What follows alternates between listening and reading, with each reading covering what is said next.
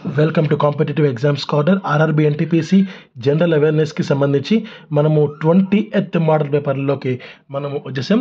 So ఈ 20th model పేపర్లో ఇందులో మనకు జనరల్ అవేర్నెస్ కేటగిరీలో ఫస్ట్ క్వశ్చన్ అబ్జర్వ్ చేస్తే, ఈ కింది ఏ రైల్వే మార్గాన్ని అత్యంత వేగవంతమైన రైల్వే మార్గంగా గంటకు 300 కిలోమీటర్లు రైల్వే మార్గంగా భారతీయ రైల్వే గుర్తించింది? ఆన్సర్ ముంబై అహ్మదాబాద్ అనమాట. Next, world athlete of the year అవార్డుకు ఎంపికైన తొలి హాకీ ప్లేయర్ ఎవరు అంటే answer Rani Rampal. Next, Republic Day parade 2020లో ఉత్తమ శకటం అవార్డును ఏ రాష్ట్రం గెలుచుకుంది అంటే ఆన్సర్ అస్సాం. సో ఇది ఎందుకు నేను రౌండ్ ఆఫ్ చేశాను అంటే ఇది కరెంట్ అఫైర్స్కి సంబంధించిన బిట్ అనమాట.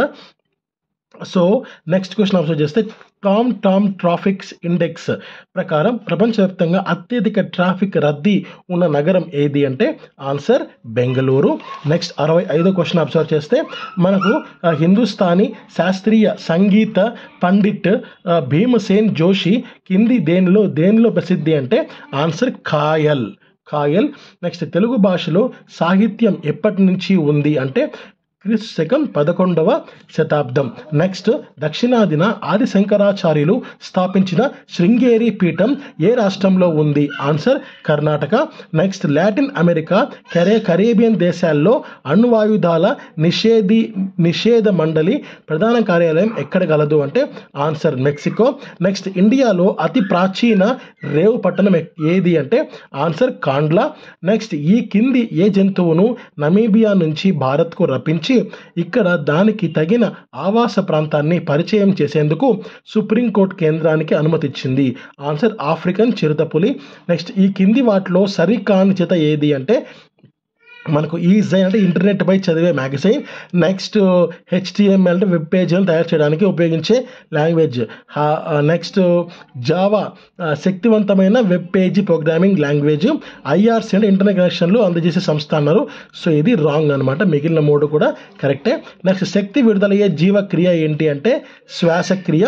నెక్స్ట్, భారత లక్క పరిశోధన సంస్థ ఎక్కడ గలదు అంటే answer Ranchi, Jharkhand. Next, India national social కాన్ఫరెన్స్ను ప్రారంభించిన ప్రముఖ స్వాతంత్ర సమరయోధుడు ఎవరు అంటే మహాదేవ గోవింద రనడే. నెక్స్ట్, SFDAని విస్తరించాలంట. So small farmers development agency, ఇది మనకు SFDA యొక్క ఫుల్ ఫామ్ అనమాట. 76వ క్వశ్చన్ మనం అబ్జర్వ్ చేద్దాం ఇప్పుడు. విద్యుత్ మోటార్ పనిచేయు సూత్రం ఏంటి అంటే విద్యుత్ క్షేత్రంలో ఉంచిన విద్యుత్ ప్రవాహమున్న తీగ చుట్టపై టార్క్ పనిచేయడం వలన అది అవిచ్ఛిన్నంగా భ్రమణం చేస్తుంటుంది. సో ఇది సూత్రం అనమాట. నెక్స్ట్, ఏ ఖనిజం నుండి రేడియంను తయారు చేస్తారు అంటే ఆన్సర్ పిచ్ బ్లెండ్ అనమాట. నెక్స్ట్ కింది వాటిలో సరైనది ఏంది? సో ఆన్సర్ పాస్పరస్ వెల్లుల్లి వాసనను కలిగి ఉంటుంది అనేది సరైనమాట. మిగిలిన 3 కూడా సరిగా లేవు. నెక్స్ట్, జింజర్ అనేది ఏంటంటే ఇదొక రైజోమ్ కొమ్ము అనమాట. నెక్స్ట్, 14వ అఖిల భారత సంస్కృత విద్యార్థుల ప్రతిభా మహోత్సవాలు ఏ నగరంలో జరిగాయి అంటే ఆన్సర్ తిరుపతి. సో మనకు ఇది కూడా మనము కరెంట్ అఫైర్స్ బిట్గానే మనం అనుకుందాం. ఓకే. నెక్స్ట్, వైదిక యుగంలో వసూలు చేసిన పన్ను ఏంటి అంటే బలి. విధాత వర్మన్ కర కాదు, బలి అన్నది వైదిక యుగంలో వసూలు చేసిన పన్ను. నెక్స్ట్, ఇండికా గ్రంథ రచయిత ఎవరు అంటే మెగస్తనీసు. నెక్స్ట్, రేవార్ యుద్ధాన్ని ఫలితాలివ్వని విజయం అని పేర్కొన్నది ఎవరు అంటే ఆన్సర్ లేన్ పూల్. నెక్స్ట్, ఆధునిక బెంగాలీ దేశభక్తి బైబిల్ అని ఏ గ్రంథంను పిలుస్తారు అంటే ఆన్సర్ ఆనంద్ మఠ్. నెక్స్ట్, ఈ కింది వాటిలో సరి అయిన జత ఏంటి అంటే మనకు క్యాంప్బెల్ కమిటీ కరువుపై. Next, Aitchison committee civil services పై. నెక్స్ట్, గారెన్ కమిటీ సైన్యంపై. సో 3 కూడా కరెక్టే అనమాట. 4th ఆప్షన్ పైవన్నీ. నెక్స్ట్ క్వశ్చన్ అబ్జర్వ్ చేస్తే, కింది వాటిని పరిశీలించి సరైన సమాధానం గుర్తించిన అని అడుగుతున్నారు. భారత్లో కావాల్సినంత ఋతుపవనాలు చేరక వర్షాలు తక్కువగా కురిసి కరువు పరిస్థితులు ఏర్పడతాయి. ఈ స్థితిని ఎల్ నినో అంటారు. భారత్లో అతివృష్టి పరిస్థితులు ఏర్పడి వరదలు వస్తాయి. ఈ స్థితిని లానినో అంటారు. సో 2 కూడా కరెక్టే. నెక్స్ట్ కింది వాటిని జతపరచండి అని అడుగుతున్నారు. కారాకోరం శ్రేణి వచ్చి గాడ్విన్ ఆస్టిన్ 8600 మీటర్లు, సాత్పురా శ్రేణి ధూప్గర్ 1350 మీటర్లు, తూర్పు కనుమలు జిందగడ 1680 మీటర్లు, పశ్చిమ కనుమలు అనైముడి 2695 మీటర్లు, నెక్స్ట్ ఆరావళి పర్వతాలు గురు శిఖర్ 1722 మీటర్లు అనమాట. సో అన్నీ కూడా ఇలా జతపరచవచ్చు. సో ఏకి 1, B2, C3, D4, E5 అనమాట. నెక్స్ట్ కింది వాటిని పరిశీలించి సరైన సమాధానం గుర్తించండి అని అడుగుతున్నారు. ఉల్కలు భూమిని చేరడాన్ని ఉల్కపాతం అని పిలుస్తారు. ఉల్కాపాతం వలన భూమిపై నశించిన జీవరాశి డైనోసార్స్ అనమాట. సో రెండు కూడా కరెక్టే. నెక్స్ట్ కింది వాటిని పరిశీలించి సరైన సమాధానాన్ని గుర్తించండి. భూకంపాలను అధ్యయనం చేయడాన్ని సిస్మాలజీ అని పిలుస్తారు.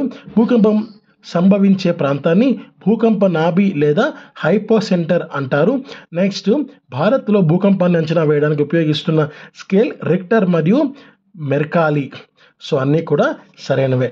నెక్స్ట్ గ్రీన్ హౌస్ ఉద్గారాల నియంత్రణకు ఏర్పాటైన అంతర్జాతీయ ఒప్పందం ఏంటి అంటే మనకు ఆన్సర్ క్యోటో ప్రోటోకాల్. నెక్స్ట్ 91ది భూమి ఉపరితల ఉష్ణోగ్రత పెరగడానికి తోడ్పడే గ్రీన్ హౌస్ వాయువు ప్రధాన పాత్ర ఏది అంటే సూర్యకాంతి రావడానికి తోడ్పడి ఇన్ఫ్రారెడ్ పోవడానికి ఆపడం. సో నెక్స్ట్ క్వశ్చన్ 92వ క్వశ్చన్ అబ్జర్వ్ చేద్దాం. పెట్రోల్ యంత్రాల నుండి విడుదలయ్యే ప్రధాన కాలుష్యకాలు ఏంటి అంటే మనకు ఈ ACD అంటున్నారు.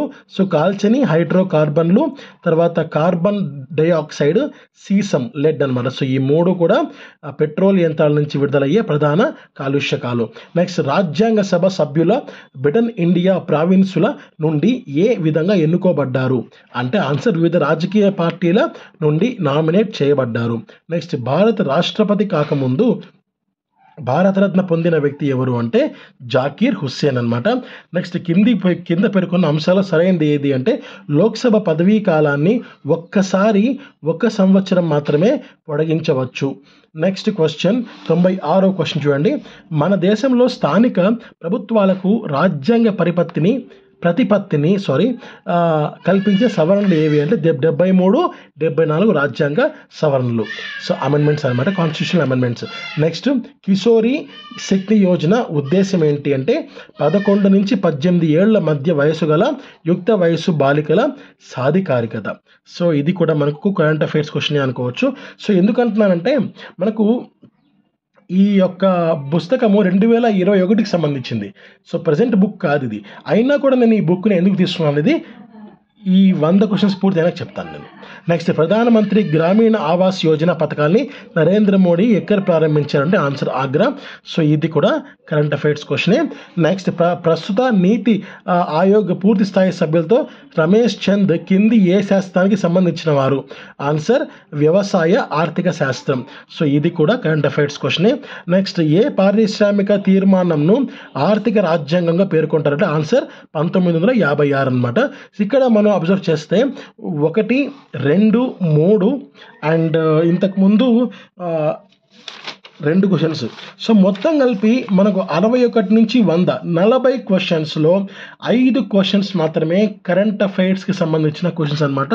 మిగిలిన 35 క్వశ్చన్స్ పూర్తిగా స్టాటిక్కి సంబంధించిన క్వశ్చన్సే, స్టాటిక్ జీకేనే. సో ఆ స్టాటిక్ జీకే యొక్క సారం అనేది మీకు అందివ్వాలనే నేను ఓల్డ్ బుక్ అయినా సరే నేను దీన్ని తీసుకున్నాను. సో ఈ విషయం ప్రతి వీడియోలో కూడా నేను మీకు చెప్తున్నాను. ఎవరైతే కొత్తగా చూస్తుంటారో వారికి నేను చెప్పాలని చెప్తున్నాను అనమాట. సో ఆర్ఆర్బి ఎగ్జామ్స్లో స్టాటిక్ అనేది ఎక్కువ ఉంటుంది. నేను ఈ విషయం ప్రతి మోడల్ పేపర్లో కూడా మనకు ప్రూవ్ అవుతూనే ఉంది. సో ఈ విషయం మరొకసారి ప్రూవ్ అయింది అనమాట. మ్యాక్సిమం నేను చెప్తున్నాను ఒక 8 or 9, మరీ కష్టంగా ఇస్తే 10, 11, 11 అంతకు మించి కరెంట్ అఫైర్స్ క్వశ్చన్స్ ఇవ్వరు.